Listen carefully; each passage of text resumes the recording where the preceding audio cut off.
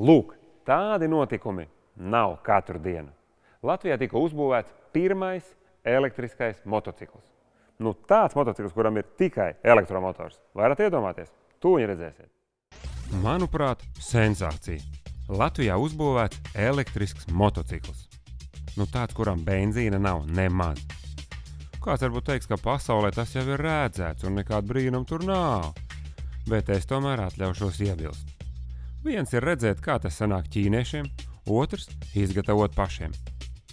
Piemēram, kad Andris Dāmbis uzbūvēja Oskaru, arī varēja šķist, nu priekš kam vēl kaut kāds braucamais, ja jau tik daudz ir uzbūvēts visādi vērķi, ar ko pārbraukt tūkstnesim. Taču, kad redzējām, ka Oskars spēja konkurēt ar lielo autobūvētāju komandām, pārņēma lepnums. Ceru, ka tāpat arī būs šeit. Ziniet, nu, kaut kas aizdomīgs tas ir, bet kas tas īsti ir? Tas ir elektriskais motociklets. Viņam 7 kW motors, un iekšā ir 22 šādas baterijas. Tas ir 3,8 volti viena, litijas dzels, jaunā tehnoloģija, kaut ko gadu tikai viņu ražo. Tā mums bija ļoti liela, problēma, kamēr mēs viņus dabījām, lai dabūtu masu un jaudu iekšā, bet atradām veiksmīgi, pateicoties nejaušībām, un motocikletis gatavs. Bet kur vispār doma taisīt elektrisku motociklu? Kam tev to vajag? Doma bija kādas 2 gadus jau. Skatos, ka pasaulē jau cilvēki ņemās, un tā ir nākotne tehnoloģija, jo tomēr iznāk eksploatācijas izmaksas iznāk reizes 10 lētākas nekā benzīna. Mēs tā reiķinājām, ka šeit pilna uzlādē ir 30 centīmi var būt, ja, un tas būtu kaut kādas 2 stundas apbraukt. Mēs nezinām, jo mēs viņu vakar tikai uztaisījām. Vakardienas stundu mēs patestējām, braucām. Tagad es nezinu, cik viņš īstenībā iet. Bet domāju, ka būs labi.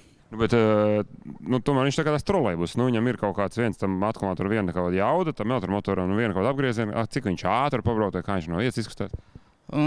Vakardien mēs mēģinājām, bija 70 km/h, kad mēs braucām mašīnu pakaļ, un no vietas viņš izkustās labi. Ja?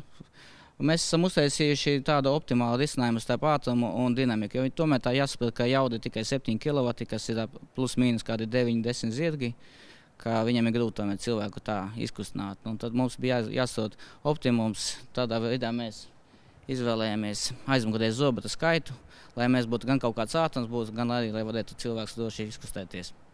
Bet tomēr tev kā elektriķim, kā tur viss lietas sadarīt, nav tā, ka viņš vienā brīdī sāk sist pa nagiem, iebraucot peļķē vēl kaut ko dar? Nav tik tā, ka tur ir tikai 70 volti līdzstāvā, ka tas cilvēkam galīgi nav bīstami. Jā, pirmajā brīdī sajūta ir jocīga. Neticās, ka braucamais, kurš neizveš nekādas skaņas, vispār spēja kustēties. Rāviens izkustoties no vietas ir ļoti draudzīgs un pātrinājums vienmērīgs. Dīvainākais ir lēni līkumi. Mocis ir viegli ar mieru gulties līkuma virzienā, bet, ja tajā brīdī atlaid gāzi, atlaid elektrību vai zini. Tāda līkumā grūti ietrāpīt pa precīzu trajektoriju. Jo tajā brīdī, kad atlaižam nosacīto gāzi, motors uzlādējas, nevis tērē elektrību. Baigi interesanti. Viņš būtībā, tas, ka tu sākumā tā kā baidies par to, ka viņš lādē apakaļ, ka tu piebremzē, īstenībā viņš tev iemāc pareizi braukt. Tu sabremzējies pirms līkuma, un tikko tu gāzi, tu arī griez viņu ar gāzi. Un tad tu tās bremzes izmanto vietā, vispār nekāda problēma. Mēs jau baidījāmies par masas centru, bet viņš izskās ok. Bišķi viņš tā kā grib, būs tendence ir iekrist, nevis celties, bet viņi ir tā kā uz īsu brīdi, viņš tā pļak iekrīt, un tad viņš tajā arī griežās. Un, pašas beigas uzcelt apakaļ, tā kā varbūt mazliet nesabalansēts, bet priekš pirmās konstrukcijas ļoti labi. Viņš tāds jau ir lietojams. Amizanti izskatās degvielas bāka bez degvielas atvers. Un jāsaprot arī, ka moču dizains līdz ar elektrības parādīšanos varētu vispār ļoti mainīties.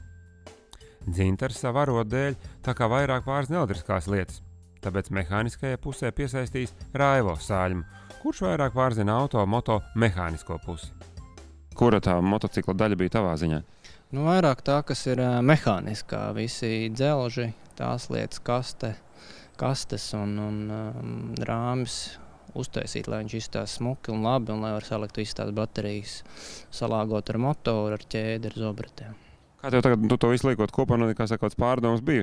Kā pasaule attīstīsies? Kas varētu notikt šajā jomā? Kā to lietu varētu, kā saka, kontrolēt vai ierobežot vai attīstīt, vai sāksies tā, ka katrs darīs, ko grib, un kas varētu notikt šajā jomā? Nu, ja mēs paskatāmies, kas notiek pasaulē, tad Amerikā jau ir pieejami šoseis motocikli, ko var ik viens iegādāties. Tāpat tās palasot ārzemju presi, mēs redzam, ka arī sporta un krosa motocikli tiek taisīti šajā te jomā. Tā kā es domāju, tās ir jaunās tehnoloģijas, kas ir, es domāju, izdevīgas tieši patērētājiem, jo, kā jau Dzintars teica, eksploatācijas izmaksas ir ļoti mazas. Bet tas pats pirmais brīdis uzlikt to elektromotoru un akumulātors, tas nav tā, ka viņš dārgāks par jaunu parastu motociklu? Nu, tehnoloģijas ir jaunas, viņas nav lētas, bet es domāju, ka arvien attīstoties šīs tehnoloģijas būs arvien pieejamākas visiem. Tālūk notiek vēsture. Pirmais elektromotocikls Latvijā ir uzbūvēts. Tas gan ir tikai sākums, jo, kā pamanījāt, mocim vēl nav numura, un pagaidām ar to var pārvietoties tikai slēgtās trasēs. Bet nākotne jau neapturēs. Gan jau kādu dienu arī uz darbu varēsim braukt, benzīnu netērējot.